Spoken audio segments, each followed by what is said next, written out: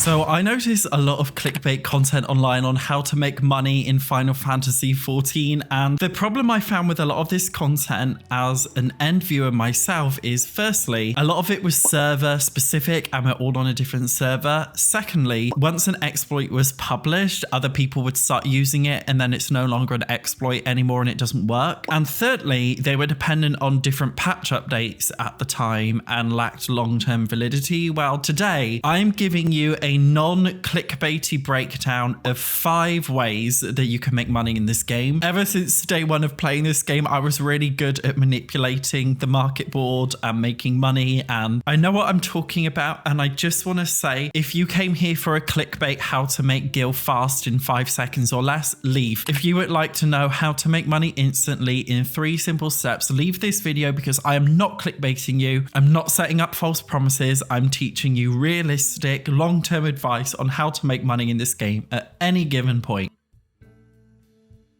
Marketboard reselling is my top favorite way of making money in this game. You need to understand the average Final Fantasy XIV player is lazy as fuck. If you need to buy something, why waste your time Googling the specific NPC vendor who's going to sell it to you, traveling all the way there just to buy it from them? No, you are just going to buy everything you need from Limzolo Mints and Marketboard because it's the closest and easiest marketboard to get to. Never underestimate people's laziness. People who play this game are so lazy, including you, including me too, by the way, I'm not gonna lie. I would much rather honestly buy something quickly off the market board than have to research to get it myself, just because, you know, I just want to get in this dungeon right now and I just quickly need a weapon that's a higher item level right now so that I meet the minimum item level requirements. Or maybe I just need some more greens for my chocobo so I can use it again. Maybe I just need to repair my gear, so I'm just gonna buy some dark matter off the market board. So how do you exploit people from this? Well, you simply research what items are selling for a lot of money on your personal market board on your server, and then you simply buy that item from the vendor and then sell it for the higher price on the market board. So you do have to do some research first. You actually have to double check that it's actually selling higher on the market board than it is from the vendor. I told you this video is not clickbaity, so I'm not telling you a specific thing that you must buy, but to give you some general ideas, okay? Weapons, when you reach the certain milestones like level 10, 20, 30, level 1, by the way, that's a big one. People will just buy weapons and armor off the market board, but you can usually get it so much cheaper from a vendor. So go to a vendor, get a weapon, and then resell it on the market board and people will buy it. Another good one, as I said, is things like dark matter, prisms, the guy shell greens, the chocobo greens. People love to buy that stuff off the market board. Depending on your server, certain basic crafting items as well, like the ingredients, can sell for a lot. You've just got to do a bit of research yourself. I told you, I'm not giving you the clickbait 3 simple step make money fast. No, being realistic, you do have to do some research into it, but as you get more comfortable, it's much quicker and easier.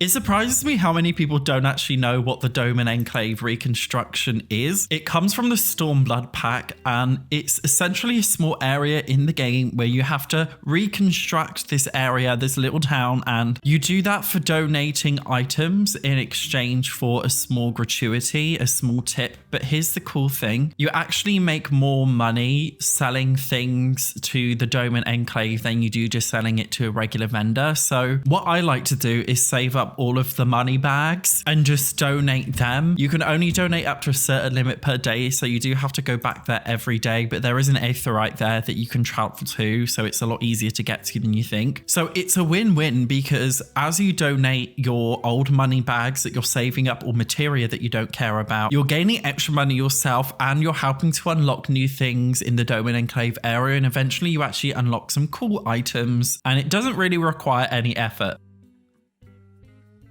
I feel like a lot of people don't utilize this feature. Just in case you're totally new, the retainer is the person that runs your shop for you from the summoning bell. You can unlock the retainer ventures from level 17 in game, and as well as running your little shop for you, they will also go on little missions for you where they will collect things for you. You have to give them armor and level them up, and their max level can only be the max level of your classes, so it's synced with you. I personally recommend giving one of your retainers a normal combat job and another one of your retainers either botany or mining. You can send them hunting for something very specific. You can send them on a very long field exploration, which gives them a lot of EXP, or you can also send them on a quick one. I normally initially send them on a quick exploration because it only takes about an hour, and then I just redo those. So if I'm playing for 2 or 3 hours, I get 2 or 3 quick explorations out of it. And once I quit the game, I send them on a field exploration, a longer one. And when they come back from these explorations, they always come back with a cool reward. A lot of these rewards will typically sell for maybe just like 500 gil, but some of them will sell for 5,000 gil. I've had ones before which are really rare, which have sold for like 50,000 gil. When you send them on the specific hunting explorations, you can send them to get things which you can't be bothered to get yourself. And this is really good if you're trying to find items that people use for crafting. For example, a leather worker might need a certain animal skin, so you can send your venture hunting for that animal to get the skin and then selling it on the market board that way. This is again another long-term daily thing that you can do, which will help overall boost your income.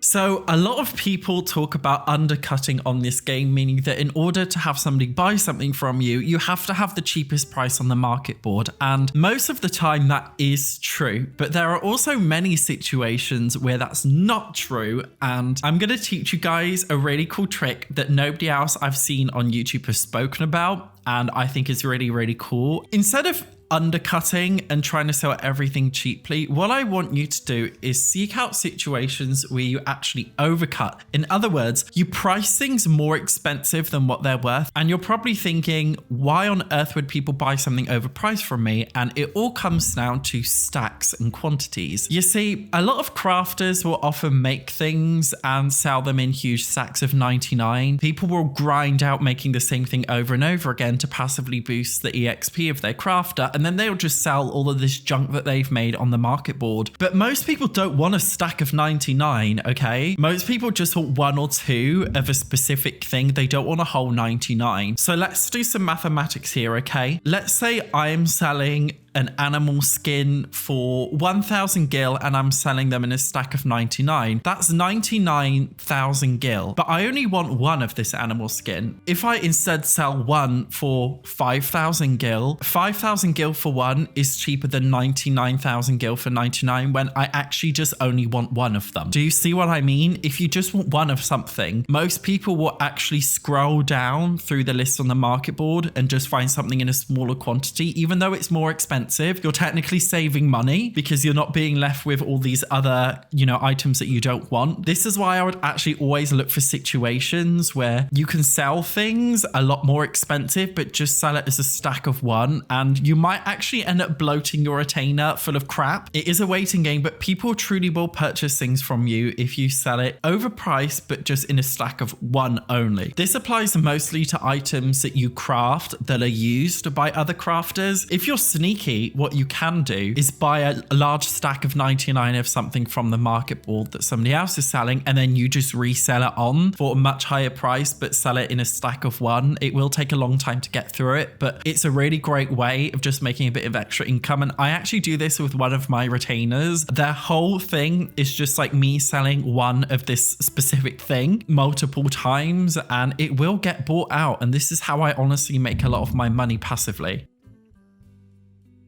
A lot of players have junk in their inventory and they don't know what to do with it. So I'm going to teach you some ways that you can deal with your junk. The first one is Desynthesis. Desynthesis is unlocked at level 30 and it's available for all of the crafters, and it allows you to break down pre-existing items into crafting materials. For example, a weaver may be able to break down a cloth-based clothing item into its specific crystals and also some items from it. It's really good to continue breaking down all of your junk that you don't need that's not really sellable. I like to do this with a lot of the gear that you can't sell to vendors that realistically I don't really want to keep, and I can't sell them for much on the market board. More often than not, you actually make a lot of money at the high levels through Desynthesis because you can actually get a lot of rarer items that you can't obtain through normal means. The next one is Materia extraction. You unlock this at level 19 from the quest Forging the Spirit. So you might might notice that as you wear gear, it has something called a spirit bond percentage, which is how bonded the gear is to you. It goes up as you use it over time. Once this has reached 100%, you can extract materia from that object. This is really great when you're leveling up characters and you've got that old gear that you don't want anymore, because obviously you can't sell used gear on the market board. So instead, by converting it into materia, you can sell this materia to other players on the market board, or if the prices are crap,